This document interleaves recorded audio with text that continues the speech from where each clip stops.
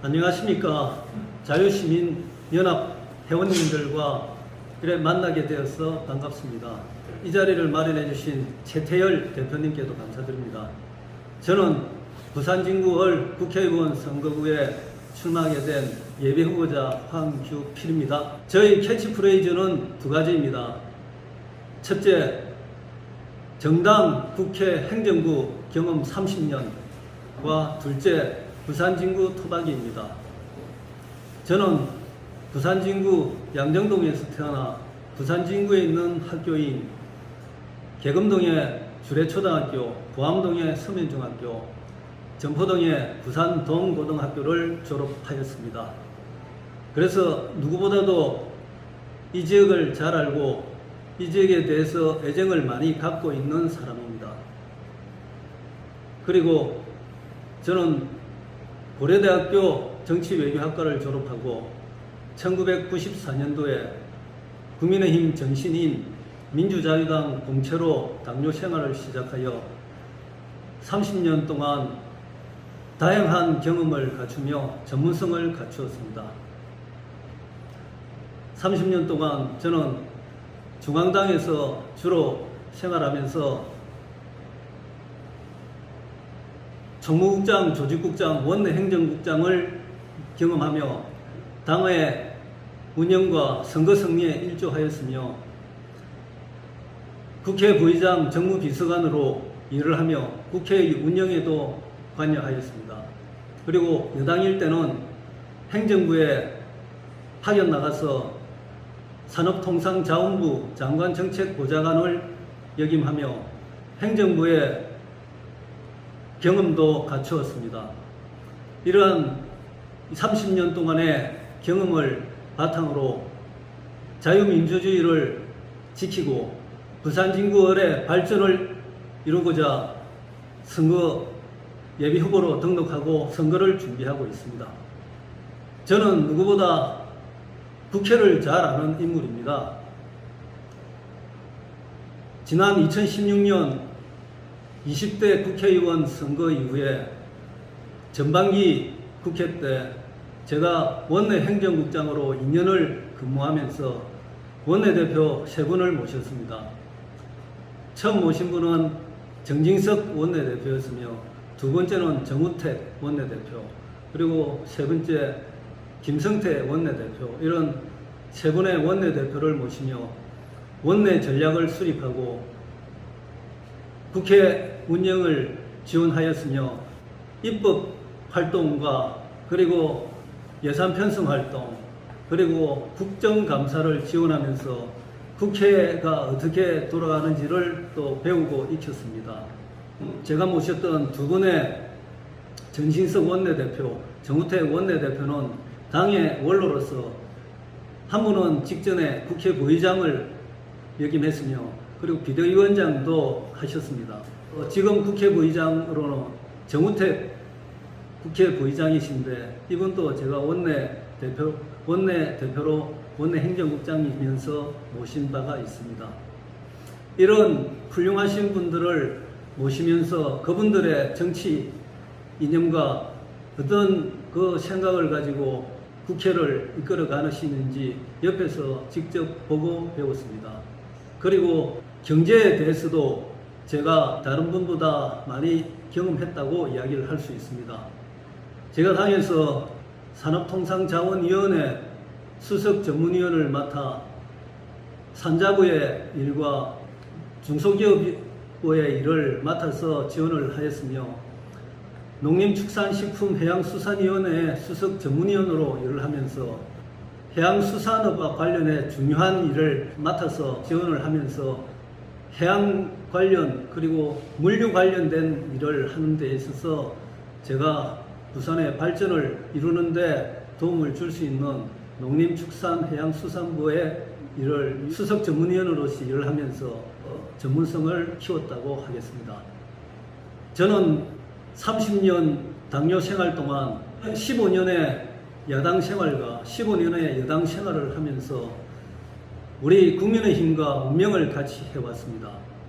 그동안 대통령 선거를 5번, 국회의원 선거를 6번, 동시지방선거를 6번 정도 치르며 당의 선거 승리에 일조를 하며 보수정당의 이념을 몸으로 섭렵하면서 정당 발전에 기여했다고 생각합니다.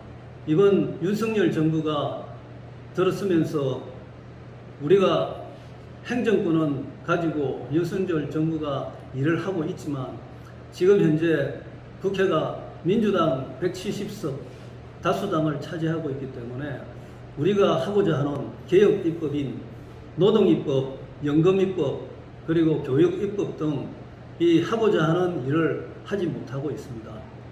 국회는 철저하게 힘의 논리가 작용하는 곳입니다. 힘은 곧 숫자이고요. 그래서 내년 총선이 무엇보다도 중요하다고 생각합니다.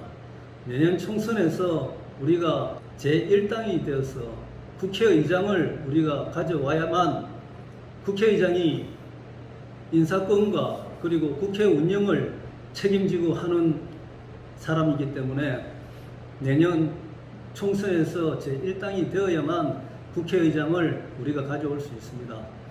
지난 2016년 제20대 선거 때는 저희가 121석이고 민주당이 122석으로 한 석 차이에 의해서 우리가 국회의장을 뺏겼습니다. 그렇게 해서 국회 운영을 민주당이 하게 되다 보니까 우리가 그때부터 그 20대, 21대 계속 8년 동안 힘을 쓰지 못했습니다. 내년 총선에서는 제1당이 돼서 국회의장을 저희가 가져옴으로 해서 유리하게 국회를 운영할 수 있도록 해야 되며 그렇게 해서 윤석열 정부가 추진하고자 하는 개혁입법인 노동입법, 연금입법, 교육입법을 윤석열 정부 내에 추진해서 이루어내야 된다 생각합니다. 부산 진구를 발전을 저해하고 있는 것들이 많이 있습니다. 그 중에 중요하다고 생각하는 몇 가지를 말씀드리겠습니다.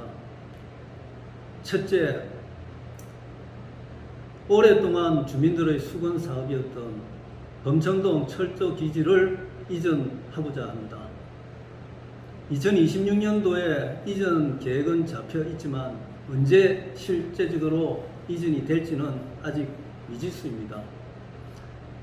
오랫동안 수건 사업이었던 검천철도 기지창을 이전하게 되면 그 지역을 발전시킬 수 있는 여지가 많습니다.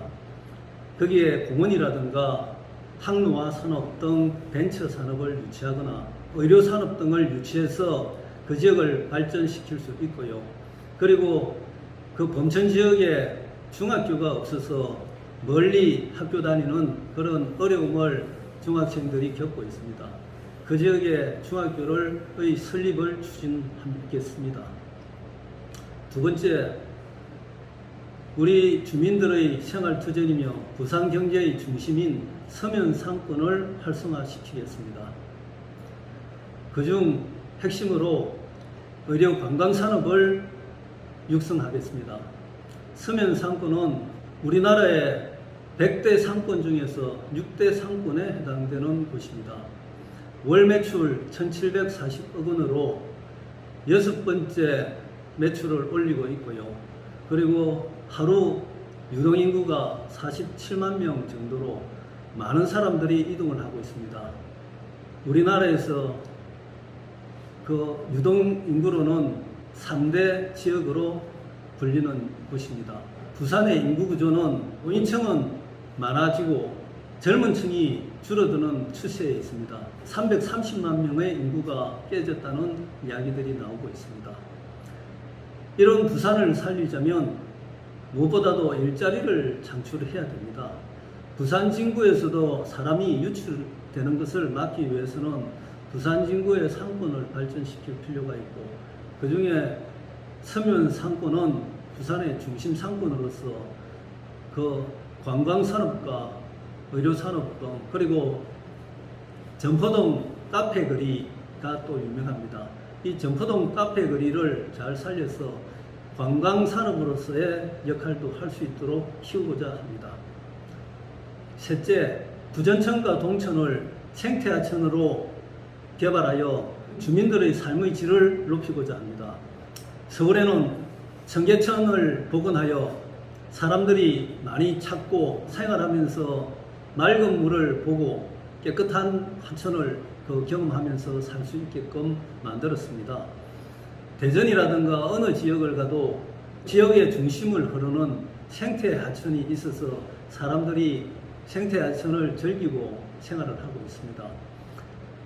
부산은 중심에 부전천과 동천이 흐르지만 이걸 복개를 해서 도로가 다니다 보니 사람들이 그 하천이 있다는 것조차 모르고, 그리고 여름만 되면 그 밑으로 오폐수가 흘러가면서 지독한 냄새를 맡으며 생활해야 됩니다.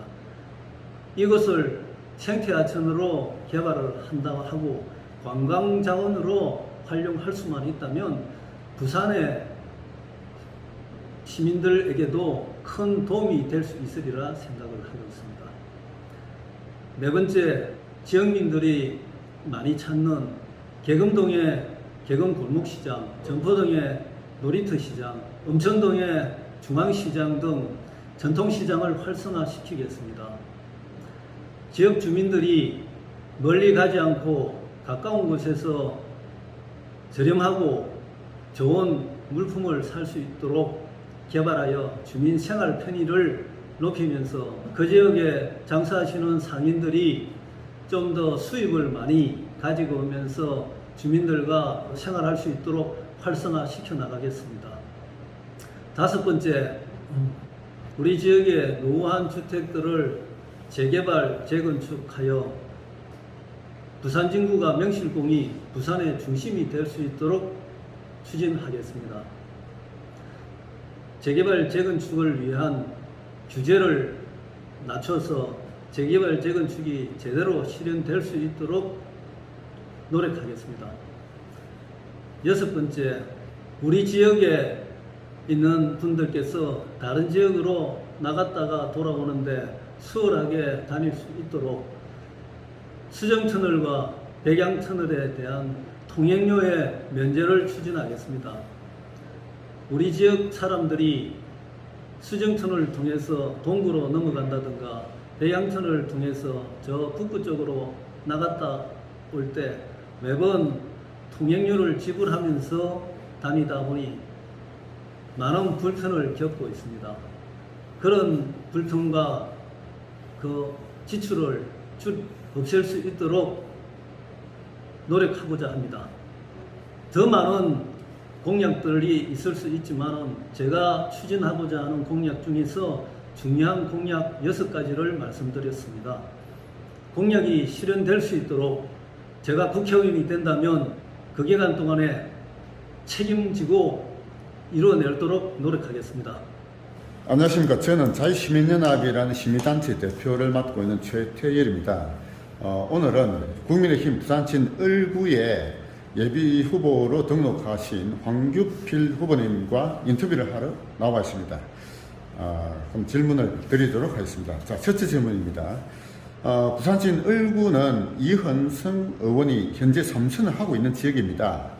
장재현 의원이 불출마 선언을 하고 한동훈 비대위원장이 등장함에 따라 내년 총선에서 세대 교체 바람이 세차게 불 것으로 예상되고 있습니다.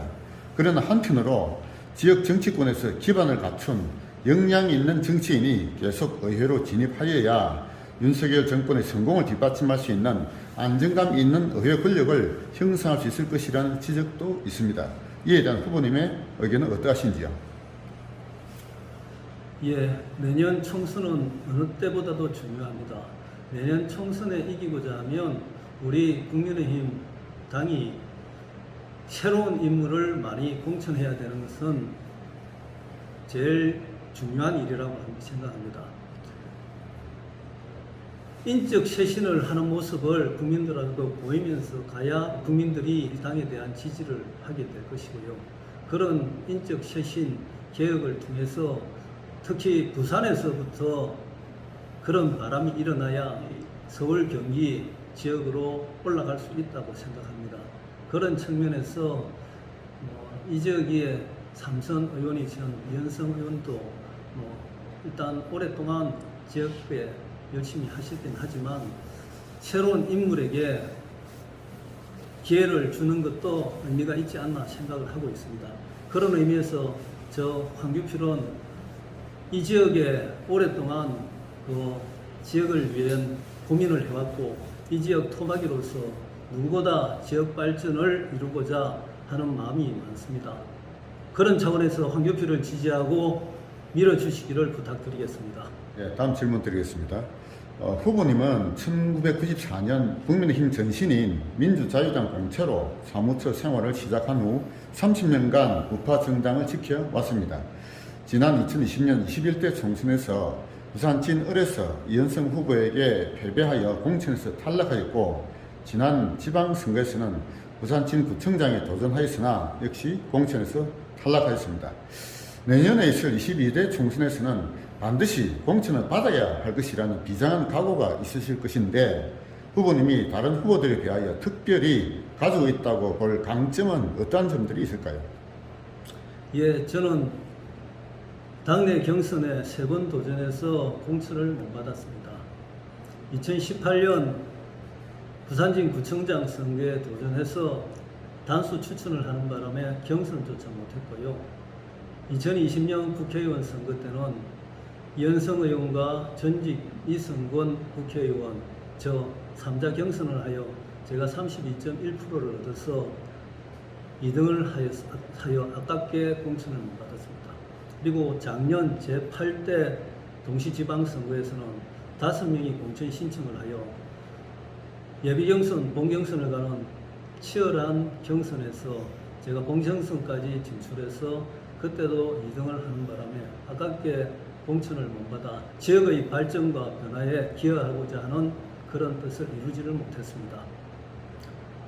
저는 꾸준함이 이긴다라고 생각합니다. 3번의 공천 과정에서 공천을 못 받았지만 일반적인 정치인들이라면 한두 번 떨어지고 지역을 떠나버렸을 겁니다. 하지만 저는 이 지역을 떠나지 않고 꾸준하게 매주 금토일 내려오면서 지역 관리를 한 바 있고 작년 10월까지는 2년 6개월 동안 국민의힘 부산시당 정책 담당관으로서 지역의 생활을 같이 했습니다.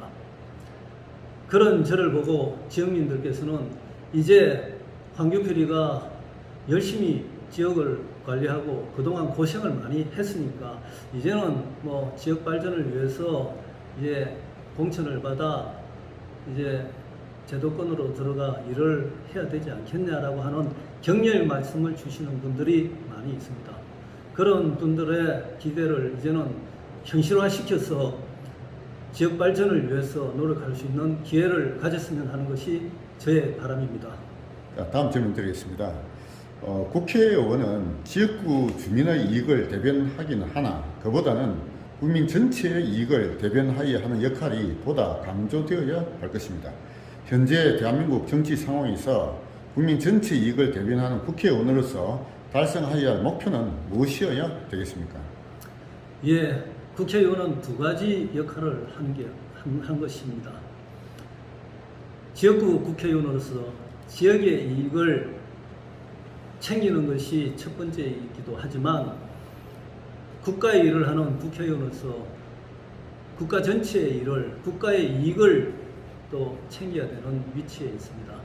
제가 국회에 들어가게 된다면 무엇보다도 윤석열 정부의 성공을 위해서 열심히 하겠습니다. 윤석열 정부가 성공하기 위해서 추진하고 있는 개혁 입법들이 있습니다. 이 개혁 입법, 노동 입법, 연금 입법, 그리고 교육 입법 등 중요한 입법들이 이루어질 수 있도록 국회에서 저희 역할을 잘 하도록 하겠습니다. 무엇보다도 윤석열 정부가 성공해야 다음 정권도 다시 우리가 가져올 수 있고 그래야만 이 나라의 발전을 위해서 기여를 하고 자유와 시장 경제를 살릴 수 있다고 생각합니다. 다음에 우리 대한민국 역사에 관한 몇 가지 질문을 드려보고자 하는데요.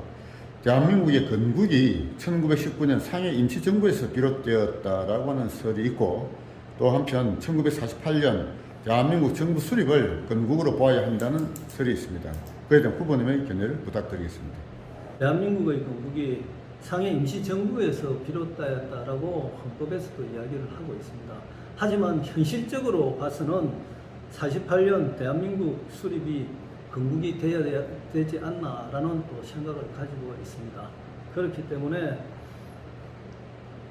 저는 상해 임시정부의 법통도 중요하고 우리나라의 현실적인 건국인 1948년 정부 수립도 중요하다는 그 생각을 가지고 있습니다. 그래서 이것이 과연 정말 그 깊이 있는 논쟁에 있어서 우리가 꼭 이 논쟁을 정리하고 가야 되는지에 대해서 저는 의문이 있는데요. 저는 과거의 문제보다는 미래가 중요하다고 생각을 합니다. 그런 부분에 있어서 이 부분에 이 법통은 법통대로 살리면서 현실적인 1948년의 건국은 또 우리가 인정을 하면서 가야 된다고 생각하는 입장입니다. 일단 박정희 대통령에 대한 말씀을 여쭤보겠는데요. 박정희 대통령이 경제적으로는 엄청난 성공을 거두었지만은 정치적으로는 5.16 군사 쿠데타와 1972년 유신 헌법 제정 및 그에 수반되는 여러 긴급 조치 발동 등으로 독재 정치를 하여 민주주의를 후퇴시켰다라고 하는 일부의 평가가 있습니다. 이에 대한 후보님의 견해를 부탁드리겠습니다. 예, 박정희 대통령은 우리나라의 근대화를 이룬 대통령입니다. 역사에 있어서 모든 것은 단계가 있습니다. 국가가 시작해서 초창기에는 무엇보다도 근대화와 경제 발전이 중요하고 어느 정도 경제 발전이 이루어진 다음에는 민주주의가 또 중요한 그 요인으로 국민들에게 와 닿는 그런 의미가 있습니다. 박정희 대통령에 대한 공과 관은 사실 제 생각에는 공이 60% 이상으로 크고 과가 그보다 40% 이하로 작다고 생각하는 입장입니다. 우리나라가 아직 초창기에서 먹고 사는 문제가 어려워서 국민들이 굶주리고 힘든 시기에 그 과정에서 근대화를 이루어 산업화로서 국민들이 먹고 살게 해준 그런 업적을 남긴 대통령으로서 크게 평가받아야 된다고 생각하고 있고, 민주주의는 약간의 희생을 치렀지만은 국민들이 어느 단계에 지나면서 민주주의가 또 이루어지지 않았습니까? 그런 역사적인 단계에 있어서 박정희 대통령은 좋은 평가를 받아야 된다는 생각을 가지고 있습니다. 그 다음 질문 드리겠는데요. 이제 김영삼 대통령에 대한 질문도 좀 드려보고자 합니다. 김영삼 대통령은 그가 당선된 이후에 그 이전에 이승만, 박정희, 전두환, 노태우 정권까지 모두 부정하고 새로운 문민 시대를 연다고 하였는데 그러한 김영삼 정부에 대한 총체적인 평가는 어떠하여야 되겠습니까?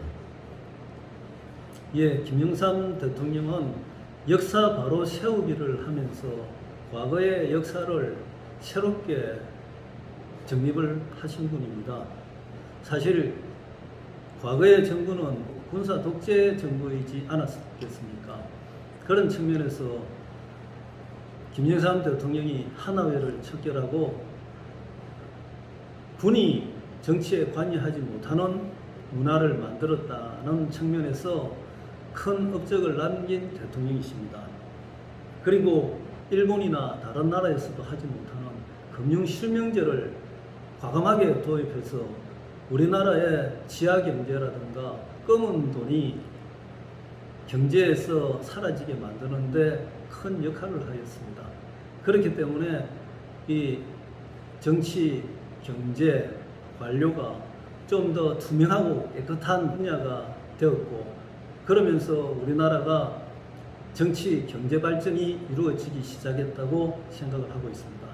그런 측면에서 김영삼 대통령은 역사에 남긴 업적에 비해서 평가를 좀 잘 못 받고 있다라고 저는 생각하고 있습니다. 시간이 지나면서 김영삼 대통령에 대한 업적 평가는 좀 더 새롭게 진행되리라고 기대하고 있습니다. 그 다음으로는 이념에 대한 몇 가지 질문을 드려보겠는데요. 현재 대한민국은 좌파와 우파 간의 치열한 이념 전쟁을 치르고 있다라고 하는 견해가 있습니다. 이에 대한 후보님의 생각을 말씀 부탁드립니다.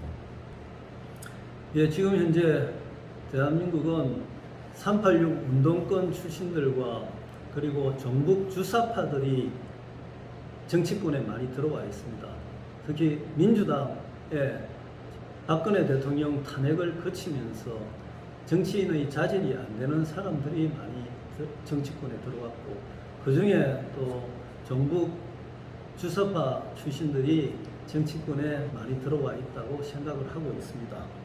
그렇기 때문에 내년 총선을 통해서 그런 국회의 환경을 많이 바꿔야만 우리나라가 제대로 돌아가는 현실이 될 것이고, 그렇게 함으로써 우리나라의 미래가 더욱 발전할 수 있으리라 생각을 하고 있습니다. 이런 좌파와 이념 전쟁에서 후보님이 그동안 좌파와 싸운 경험이 있으시다면 좀 말씀 부탁드리고, 향후 국회의원이 되신다면 좌파와 어떻게 싸울 것인지 좀 부탁드리겠습니다. 제가 보수 정당 30년을 사무처 생활을 했습니다. 정당명이 한 8번 바뀌는 사이에도 일관되게 사무처 당직자로 생활하면서 정당과 함께 운명을 같이 해왔습니다. 자유와 시장 경제를 살리기 위해 사무처 당직자로서 오랫동안 생활하며 갖추고 있는 제가 국회의원이 된다고 하면 자유의 가치를 살릴 수 있는 입법 활동에 충실하고, 그리고 시장 경제를 살리기 위한 그런 노력들을 하고자 합니다. 다음으로는 용어에 대한 말씀을 주보고자 하는데요. 대한민국의 이념 진영을 흔히 보수와 진보로 구분하고 있습니다. 우파를 보수라고 부르면 좌파를 진보로 불러줘야 하는데, 이런 구분은 좌파 용어 전술에 우파가 말려드는 것이라는 지적이 있습니다. 이에 대한 후보님의 의견을 부탁드리겠습니다. 보수는 과거에 치우쳐서 기득권을 지키는 의미라는 뜻이고요. 진보는 앞으로 나아간다는 의미로 쓰이기 때문에 아무래도 좀 더 진보가 나아 보이지 않나 하는 그런 느낌이 와 닿습니다.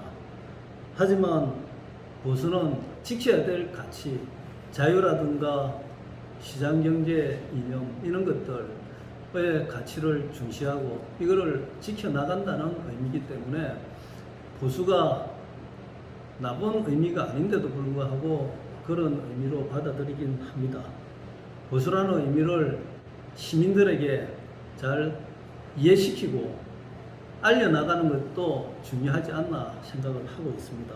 대한민국 국민의 정치 성향을 흔히 좌파, 우파, 중도파로 구분하고 있습니다. 그래서 우파가 승리하기 위해서는 중도층을 흡수하여야 한다라고 하는데, 중도층을 흡수하기 위한 전략은 어떠해야 되겠습니까? 국민들이 보수정당에 기대하는 것은 안정감을 기대를 많이 하고 있는 것 같습니다. 급진적인 내용을 발표를 해서 국민들을 혼란시키게 하기보다는 안정된 정책을 추진하는 것이 중도층을 흡수하는 데 도움이 된다고 생각하고요. 그런 측면에서 부동산 정책이라든가 이런 부분에서 너무 급격하게 변화를 준다든가 경제적 자유를 훼손하는 그런 정책들을 추진한다고 하면 중도층은 싫어하는 면들이 많습니다. 그렇기 때문에 우리가 경제적인 정책에 있어서 안정감을 주는 정책, 경제적 자유를 중시하는 정책을 승으로 해서 중도층을 끌고 와야 된다고 생각을 하고 있습니다. 다음에 한동훈 비대위원장에 대한 국민적 기대가 지금 상당히 높은데, 이 한동훈 비대위원장이 향후 우선적으로 피해야 할 정책이 어떠해야 할 것인지 후보님의 견해를 부탁드립니다. 예, 한동훈 비대위원장이 저희 당의 비대위원장이 된 것은 참 나름 잘된 일이라고 생각을 하고 있습니다. 한동훈 비대위원장은 보수의 중심적 역할을 해야 될 것이고요. 그리고 내년 총선을 앞둔 상황에서 한동훈 비대위원장께서 나름 세련되고 산뜻한 이미지로서 여성들에게 인기가 있는 측면이 있어서 여성표를 많이 가져오리라고 생각하고 있습니다. 그리고 나이도 젊은기 때문에 젊은 청년층의 표도 가져올 수 있으리라 생각하고요.